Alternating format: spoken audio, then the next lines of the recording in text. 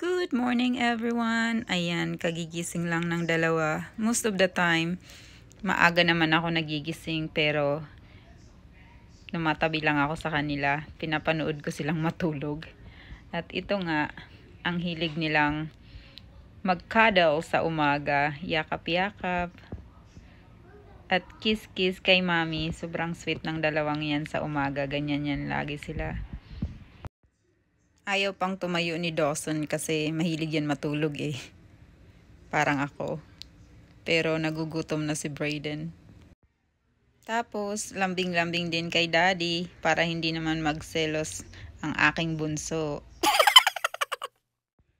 Buti nga pumapayag na ngayon ang kambal na maglambingan kami mag-asawa. Dati kasi nagsiselos ang mga yan. Ayaw nilang nakikita na naglalambingan kaming dalawa sa harap nila. Pagkatapos namin kumain ng agahan, ayan, nagyaya na naman gumala si Daddy Cubs kasi ayaw niyang mag-i-stay sa bahay kapag wala siyang pasok. Gusto niyan lagi ay gumala. Yan ang hilig niya. Oh, may pakanta-kanta pa. At ang dalawa, mukhang hindi masaya. Nabuboard sila. So, ayan guys, papunta kami dito. Kinukwento sa akin ni Tad. Hindi ko alam na may balak pala siyang gawin. Akala ko ay mamamasya lang kami kasi naboboard siya sa bahay. So, sabi niya, bibilhan daw namin ng magagandang regalo yung mga pamangkin ko kasi naawa siya. Gawa nga ng yung iba doon ay iniwan na ng magulang, ng nanay nila. So parang ako na rin yung nagpalaki, yung nanay ko na, ako na yung sumusuporta sa kanila. So, nung last kami na umuwi, naawa si Tad. Kaya, punta kami sa store, di ba malapit na kaming umuwi ulit sa Pinas. So, ipapabalik bayan box namin para pagdating namin sa Pinas ay nandun na rin yung regalo namin. So, thank you Daddy Todd. So nice of you. You're welcome.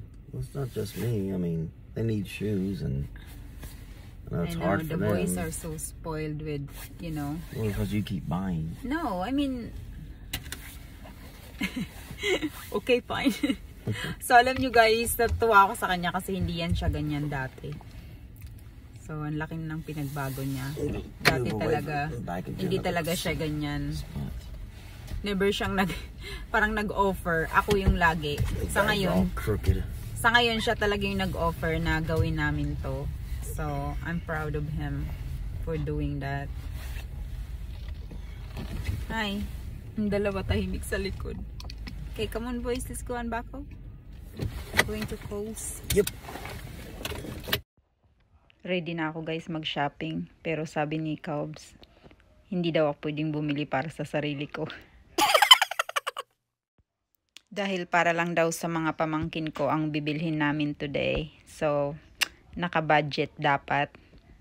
Hindi daw kami pwedeng bumili ng wala sa budget. Do you want to sit? Do you want to sit? Okay, hold on.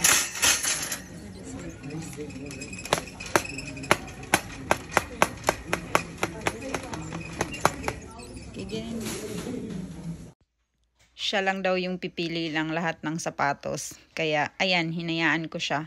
Bahala ka dyan sa buhay mo.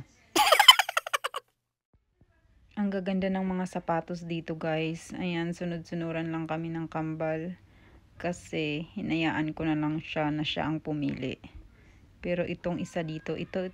Sobrang type ko to. Ang ganda. Parang gusto kong bilhin pero pigilan natin ang ating sarili kasi wala sa budget. Baka mapagalitan tayo. At ayan, nakakita siya. Mukhang gusto niya. Oh, mukhang gusto niya para sa sarili niya. Ibalik mo yan. Ang mamahal nga lang ng mga sapatos dito guys kasi hindi sila naka-sale. Lalo na yung mga Nike, Adidas, Vans, hindi kasi gumagana yung coupons sa mga ganyang brand. So, full price talaga yung babayaran mo dito sa Coles. Kaso, dito maraming magaganda talaga yung mga pang basketball. Kasi yun kasi yung gusto ng mga pamangkin ko. So, ayan siya. Titingin ng price. Mukhang nagdadalawang isip na siya. Ayan, mukhang may mga napili na siya. So, nayaan ko na lang, ikaw naman yung magbabayad dyan. Panindigan mo yan, Cubs, kahit gaano kamahal. Ginusto mo yan eh. Ito may nakita akong magugustuhan sigurado ng pamangkin ko, kaya nilagay ko na sa cart niya. Ang ganda din ito.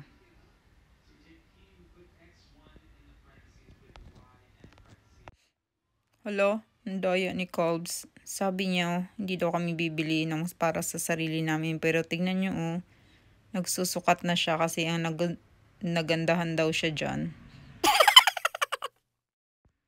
Kapal talaga nito. Hahanap din ako ng para sa akin.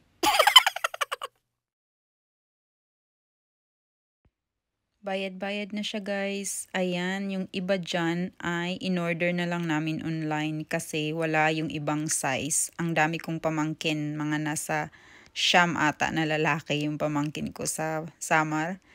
At meron din ako nabili para sa sarili ko. Tapos na mag-shopping. Ayan, yung mga napamili. Yung iba ay i-deliver na lang sa bahay. Sobrang lamig ngayon. Tapos nagugutom na ako. Mukhang masama ang loob ni Cubs kasi bumili ako ng para sa sarili ko. Kasi bumili din naman siya, o diba? Patas lang kami. Alright, the drinks?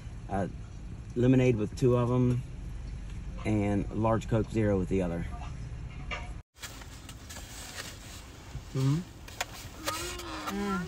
What is it? This.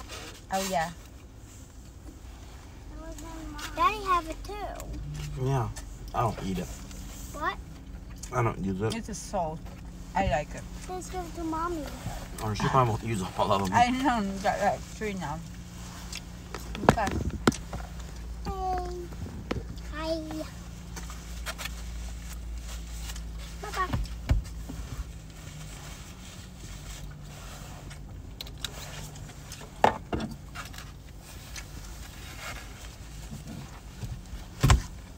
Watch it, you're hitting your head. Go back there and sit down. Get back, Bob. Go bring this there. Put it in your, I got bring it. put it in your cup holder and share it with your brother.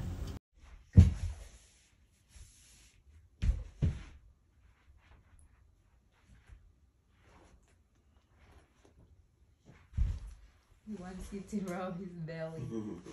He's like, I want a belly rub.